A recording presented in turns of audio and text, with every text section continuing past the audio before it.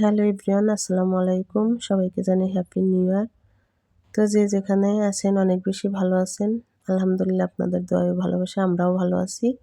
তো নতুন বছরের আরেকটা ভিডিও নিয়ে আসলাম আপনাদের মাঝে। তো যে যেখান থেকে দেখতেছেন বা দেখবেন প্লিজ একটা লাইক দিয়ে কন্টিনিউ করবেন।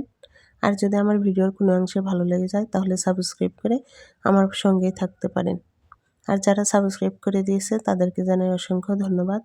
এই যে নতুন বছরে আমি আরেকটা ভিডিও নিয়ে আসলাম। তো আমি মাছ রান্না করব, করে চলে যাব মেয়ের স্কুলে। তো 2025 সাল যেহেতু চলে গিয়েছে, আমার জীবন থেকে অনেক কিছুই নিয়ে গেছে। আল্লাহর কাছে চাই 2026 সাল যেন আমার জীবনে ওগুলো না ঘটে। তো সবাই একটু সবার জন্য দোয়া করি। আল্লাহ যেন আমাদের সকলের মনের নেক আশাগুলো পূরণ করে দেয়। 2025 সালে আমি অনেক কিছু হারিয়েছি, পাইছি কম কিন্তু হারাইছি বেশি। আল্লাহর কাছে আর চাই না যে 2026 সালে আমার জীবনে এগুলো ঘটে যাক। তো সবাই একটু দোয়া করবেন। আর আমার মেয়েটাও অনেক অসুস্থ, আমার মেয়ের জন্য অনেক দোয়া করবেন সবাই।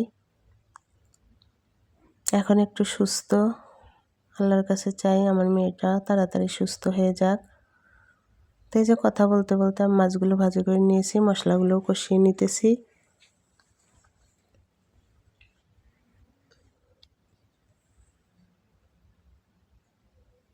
তো এই যে তরকারিগুলো দিয়ে দিলাম। এখানে আমি গাজর, সিম, বেগুন, আলু দিয়ে আমি মাছগুলো রান্না করব।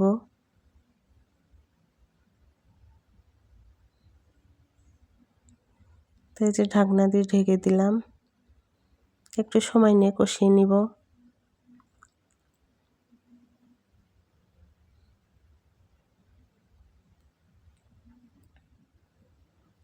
এই যে দিয়ে দিলাম পানি, পানি দিয়ে আরেকটু আমি ভালো করে কষিয়ে নিব।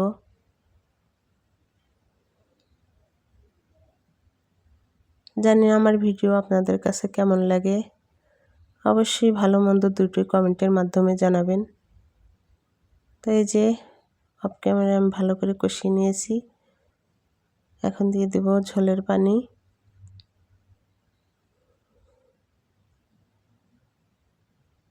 এখন মাছগুলো আমি দিয়ে দিব।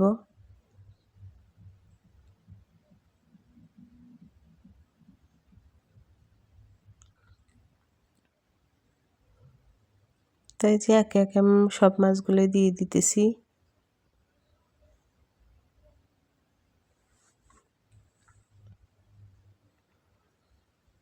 আর যদি কথায় বা কাজে আমার ভুল ত্রুটি হয়ে থাকে তাহলে ক্ষমা সুন্দর দৃষ্টিতে দেখবেন।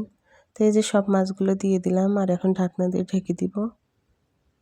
আর এই যে আমি রান্নাও করে নিয়েছি অফ ক্যামেরায়, আমার রান্নাটা হয়ে গেছে। আর এই যে খাওয়া দাওয়া শেষ করেছি অফ ক্যামেরায়। আর এখন চলে যাব মেয়ের স্কুলে। এই যে যাইতেছি।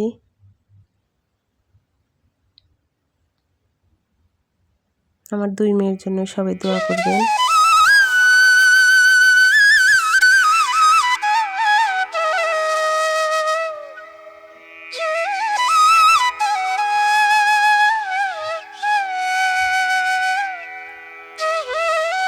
আর এই যে আমরা অটোতে উঠে পড়েছি। আসলে ওদের মুখে হাসি দেখলে মন প্রাণ সব কিছুই ভালো হয়ে যায়। আর ওরা যদি অসুস্থ থাকে কোনো কিছুই ভালো লাগে না। আবারও বলতেছি আমার মেয়ের জন্য সবাই একটু বেশি বেশি দোয়া করবেন। তো এই যে চলে যাইতেছি। আর এখন এই যে নেমে পড়েছি, স্কুলে এখন ঢুকবো।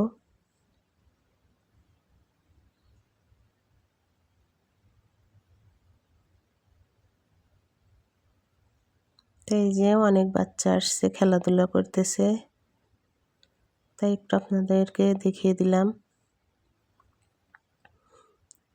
আর এই যে এখন বই দিতেছে ম্যাডাম আমার মেয়েকে, আর বলতেছে অনেকদিন স্কুলে যাইতে পারে নাই, দোয়া করতেছে আর ভালো করে পড়তে বলতেছে। আর এই যে মেয়ের ক্লাসে চলে আসলাম, এখন থেকে এই রুমেই বসবে।